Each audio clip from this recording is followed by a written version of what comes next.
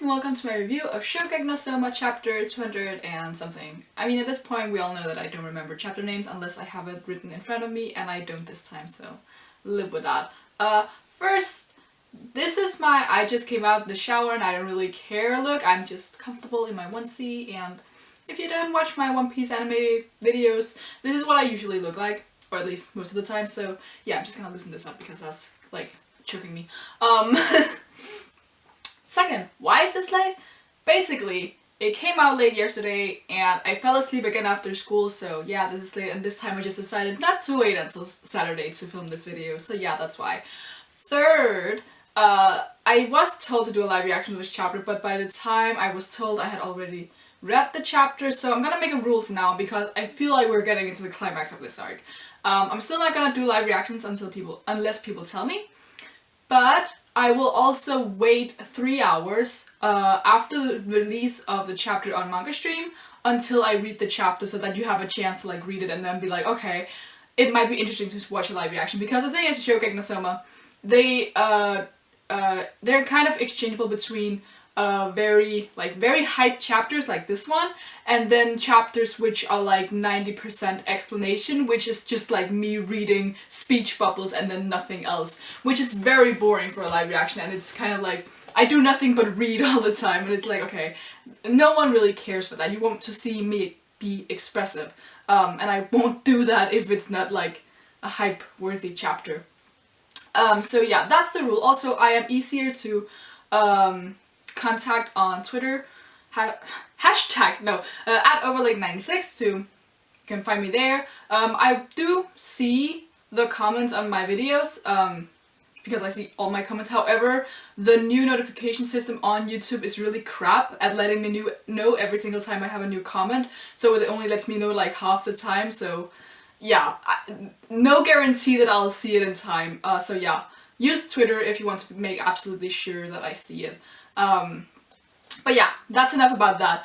The chapter. The thing is, I thought I had a lot about what to say about this chapter because it occurred to me that most of the chapter was like confirming theories and then just big panels of big things. So you have when the big panel when you see the Elite 10 come in and be like, oh yeah, we are the Elite 10 and we are so good and we're destined to win this.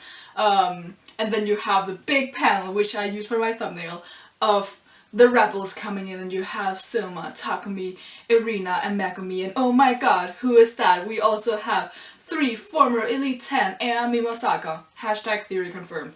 Not my theory though, because I was against this actually until someone was like, oh, it makes more sense, and then I was like, yeah, well, get more members, and okay, yeah, fair enough. So yeah, but it was really a lot like just hyping up this regimental Shokugeki, which, like, nothing against that, it was super epic and the art style is, as always, super amazing. So yeah, it was really good chapter, but in the grander scheme of things, not much happened. We do have like all the regular Tutsuki students rooting for Central because they're brainwashed and they're supposed to root for Central, and why not root for the side that you're kind of actually on, because that's where you get the benefits from being on Central sides, because of course they have they get to learn the Elite 10 dishes and stuff like that, so they do gain stuff from being on Central sides, but of course we know that the ideology behind Central is like fucked up, so they shouldn't do that. Also, as I read this chapter, if anyone saw my Shokugeki no Soma tag I did, I said that my least favorite character was probably Aeson. I take that back. I forgot about the most annoying character in this entire series. Urarara-chan!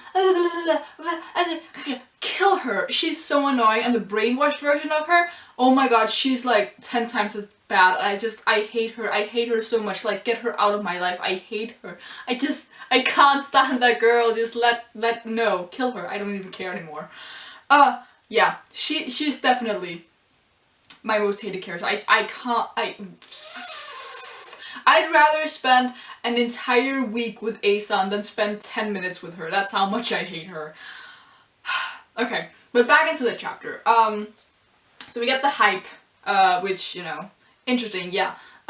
Interesting bit is, mostly we have, like, we see a little more of the two new Elite 10 members. Like we see them kind of grinning, and when they're in the background we kind of see more of them, but still not enough that we're still teasing their designs and maybe who they are if we have seen them before. I put my money into that girl from chapter, what, like 4? I don't know. I showed you all those reviews back. I'm not gonna pull out the chapter again because I really don't remember where it is and what the heck. But yeah. And we also have the first match. So they do 3-on-3 because you can't just have like everyone at the same time cooking. Especially because they didn't know that Team Soma was gonna bring in 4 new members to their team.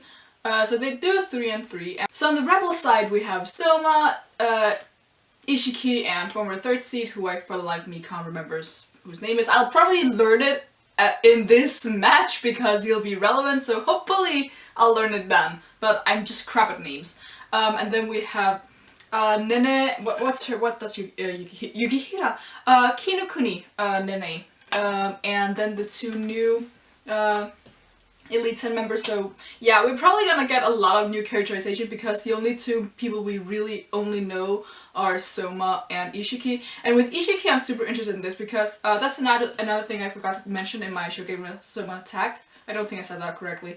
But I really, really, really want to know what Ishiki's style of cooking is because that has been teased ever since we met him for the first time, and Ibazaka was like, oh, you didn't even go all out and use your specialty against the Soma, blah blah blah, and I was like, what is it? Like, let us know, and we just never found out.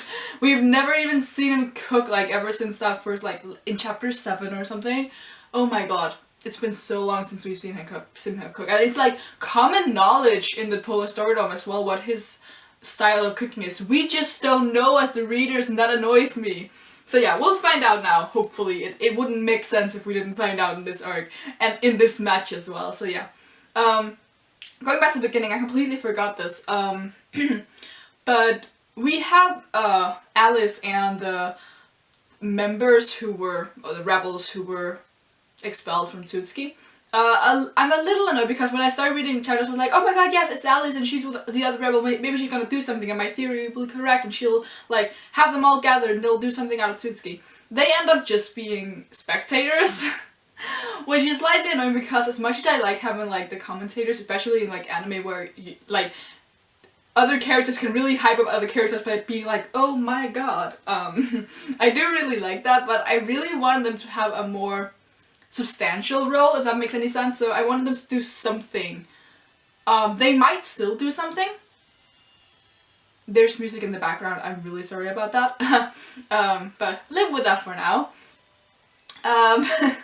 I lost it. Yeah, but I really wanted Alice and the others to do something, and yeah, as I said, they might still do something, but as of now it seems like they have no plan. Other than just like putting their faith in Soma and the others. I really like the interactions between Alice and Hayama, because Hayama is still like all apologetic and Alice just like, don't be, don't blah, no, and we have the special bond, the white coat labs, yeah, whatever the white coat team? I don't even remember what she called him. But yeah, the 2 of them and then Kurokiba, of course. I think they're like a cute trio because like Alice and Kurokiba to begin with are just weird, like a weird duo, and then put Hayama in the mix, it's just like, what? It shouldn't work yet, somehow it does, kind of. But yeah, generally it was just like, it started off kind of funny and a little heartwarming and a little like, oh, I wanted you to do more, and then it just like went all in with the hype.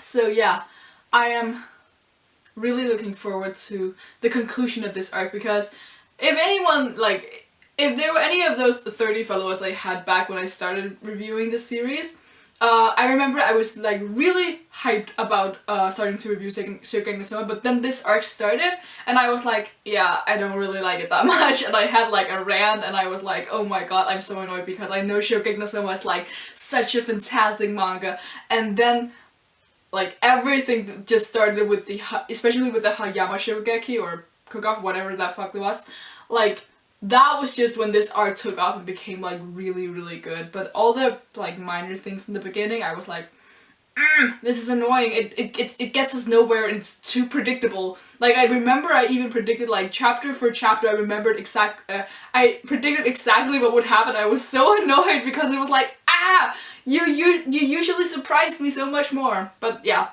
I don't take the criticism back, but I'm very happy that the entire arc wasn't like a complete flop, that it was just like the first, 7 chapters where I was like, because now we're having like really great chapters and we're having some great character development for Irina. But I've talked a lot about that, so I'm not gonna go into that again.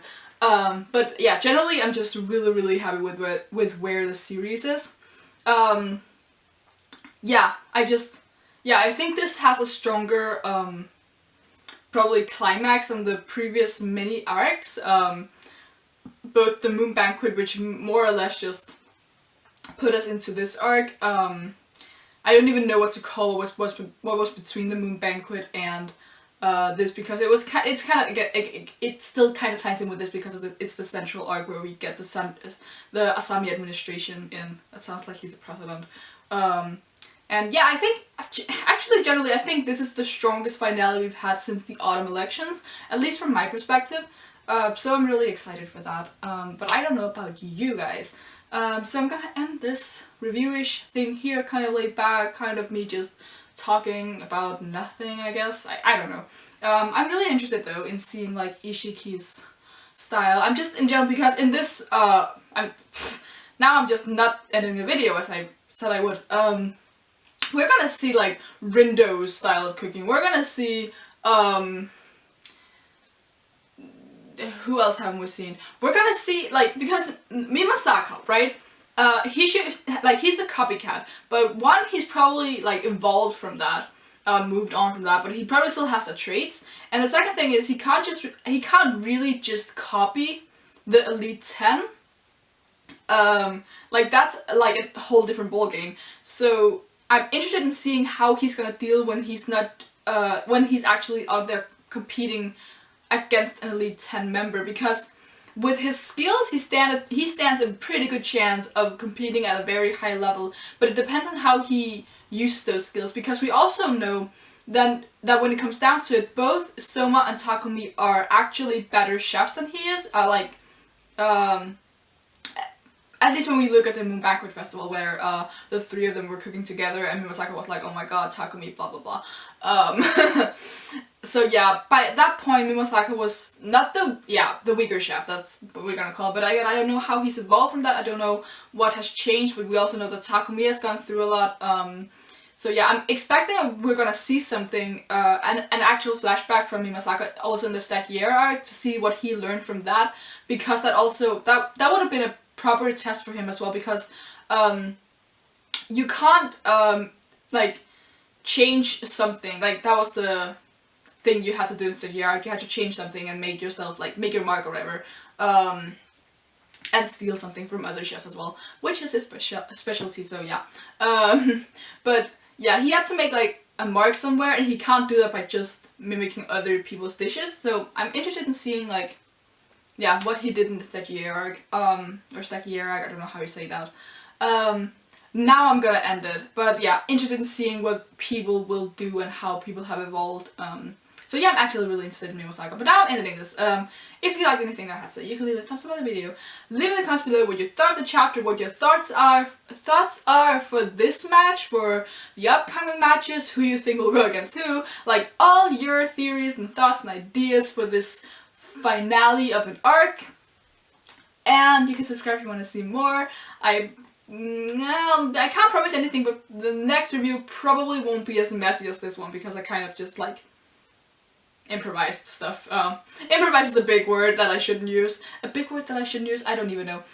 I kind of just took this and just saw where it went, so yeah. I promise I won't do too much of that, but sometimes I'm just like, yeah, why not? I'm in my comfy clothes. Blame it on the clothes. Okay, I'm done now. You can subscribe if you want to, and until next time. Bye!